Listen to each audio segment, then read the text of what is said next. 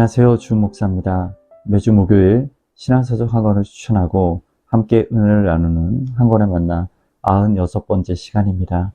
오늘 함께 나눌 책은 이중표 지음 별세의 행복입니다.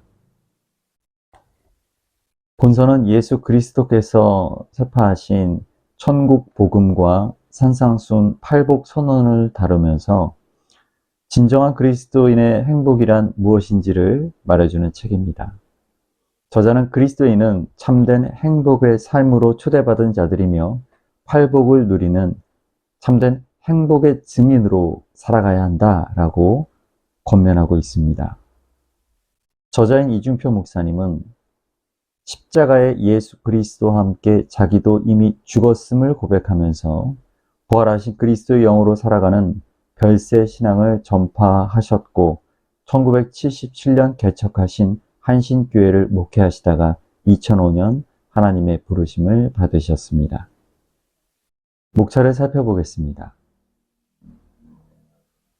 별세의 행복, 가난한 자의 행복, 애통하는 자의 행복, 온유한 자의 행복, 의에 줄인 자의 행복, 긍휼히 여기는 자의 행복, 하나님을 보는 자의 행복, 평화로운 자의 행복, 순교자의 행복.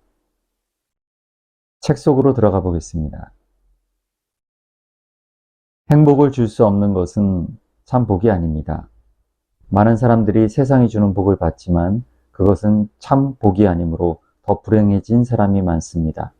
어떤 사람은 가난할 때 물질의 복을 사모했지만 물질의 복을 받고 망한 사람도 많습니다. 우리는 인생의 참다운 가치를 안겨주는 행복의 샘물이 이 세상에는 없다는 것을 알면서도 어리석게도 그것을 찾아 헤매고 있습니다. 그러므로 예수님께서는 인간을 불쌍히 여기사 우리를 찾아오셔서 참 행복의 길로 초대하시는 것입니다. 산상팔복은 악한 자는 받을 수 없습니다. 그리스도인의 인격을 가진 자만이 받을 수 있는 복입니다. 예수님은 이 복을 참 복이라 말씀하셨으며 우리에게 행복을 주는 말씀이라 하셨습니다. 그리스도인들은 더 좋은 복을 받고 있습니다. 그것은 인격으로 받는 복입니다. 마음이 가난한 자들이 받는 복은 어떤 보상이 아니라 그 인격 자체가 복입니다.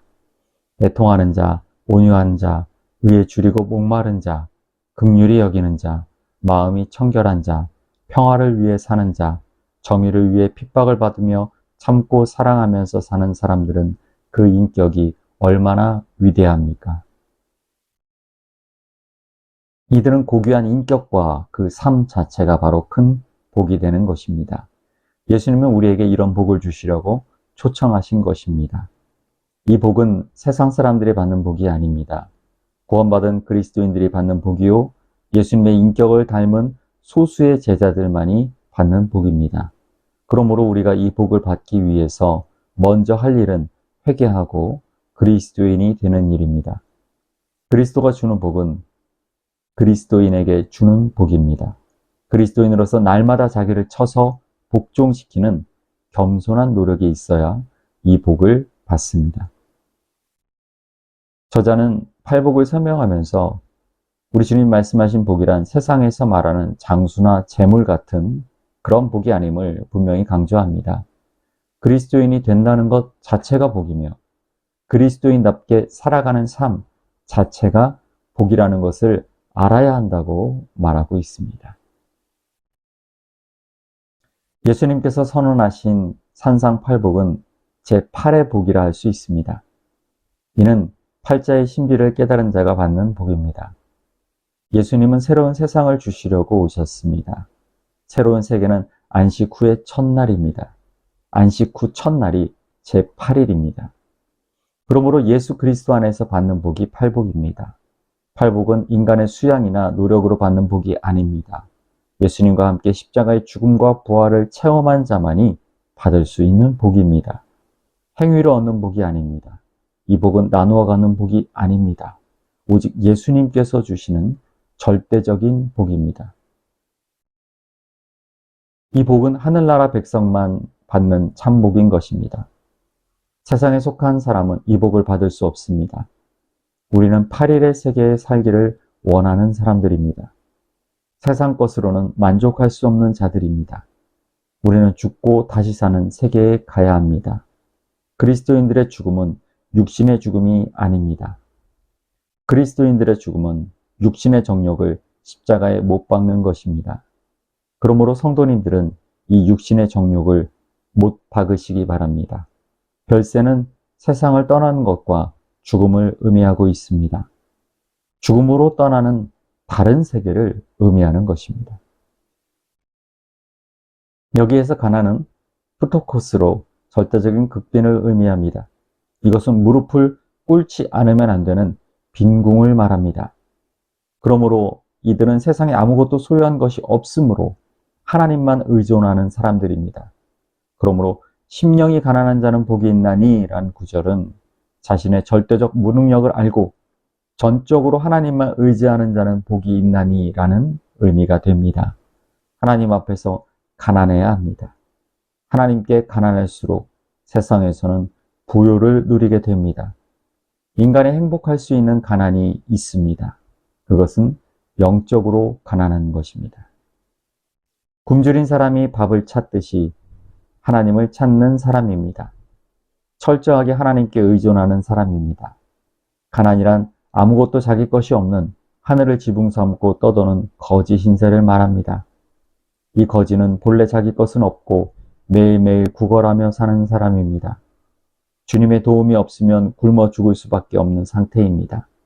심령이 가난한 자는 하나님을 의지하고 살아갑니다. 주님 없이는 살 수 없기에 주님의 능력을 간구하고 쉬지 않고 기도하며 잠자는 순간에도 주님의 품을 의지하고 눕는 자세입니다. 마음이 가난한 자는 그 마음의 공허를 하나님의 은혜로 채우려고 갈망하게 됩니다. 심령이 가난한 사람은 주 없이 살 수 없음을 알기 때문에 굶주린 심령이 되어 여호와의 집을 찾아 그 초청된 밥상에서 신령한 떡을 먹습니다. 자신의 죄인됨을 알고 죄로 말미암아 드러난 수치스러운 자신의 모습을 덮고자 주의 옷을 입으려고 합니다. 이 세상의 어느 장막에 살아도 만족할 수 없기에 주의 궁정에서 한 날이 다른 곳에서 첫날보다 낫고 악인의 장막에 거하기보다 하나님의 문지기로 있는 것이 좋아서 이 집을 찾아오는 심령들입니다. 저자가 말하는 복이란 세상이 줄 수 없는 오직 하나님께 속한 자들만이 누리는 것임을 강조하고 있습니다. 하나님만을 의지하는 자가 누리는 복을, 그 복을 누리고자 가난한 마음으로 하나님께 나아가는 이들만이 만족할 수 있는 하늘의 복, 하나님께서 내려주시는 별세의 복, 그 행복을 누리며 살 수 있다고 말합니다. 애통하는 자가 복이 있나니 저희가 위로를 받을 것이요. 이 땅에서 고난당하는 자들과 함께 애통해 줌으로 위로를 받습니다. 내 애통이 나 혼자 탄식하는 것으로는 위로가 안 됩니다. 그 애통은 예수께 가까이 나아감으로 위로를 받고, 그리고 그 애통이 이웃의 애통에 접근해 갈 때 이것이 곧 나에게 위로가 된다는 것입니다. 우리의 모든 애통은 그리스도의 십자가와 영적으로 일치를 이루어 가게 될 때 참 위로를 얻습니다. 자기의 죄 때문에 애통하고 슬퍼할 때 자기의 죄 때문에 당하신 그리스도의 십자가의 고난이 우리에게 위로를 준다는 것입니다. 우리의 죄가 하나님의 심장을 얼마나 아프게 했고 예수 그리스도로 하여금 고난을 당하시게 했는지를 깨닫고 슬퍼하고 애통할 때 구원의 기쁨을 주십니다. 오늘 우리는 예수 그리스도의 십자가 위의 고통에서 하나님의 심장에 흐르고 있는 사랑의 깊이를 측량할 수 있어야 합니다. 우리를 향하신 그리스도의 피 맺힌 고통을 우리가 알기까지는 그리스도의 사람이 될 수가 없습니다. 중요한 것은 우리는 그리스도의 십자가의 고난이 나 때문에 이루어졌다는 사실에 접근해 가야 한다는 것입니다. 나의 죄 때문에 그리스도가 버림받는 아픔의 눈물이 내 심장을 적셔야 합니다. 책을 마치면서 저자가 이야기하는 팔복을 누리며 살아가는 행복한 삶에 대해 나누며 오늘 한 권에 만나 96번째 시간을 마치겠습니다.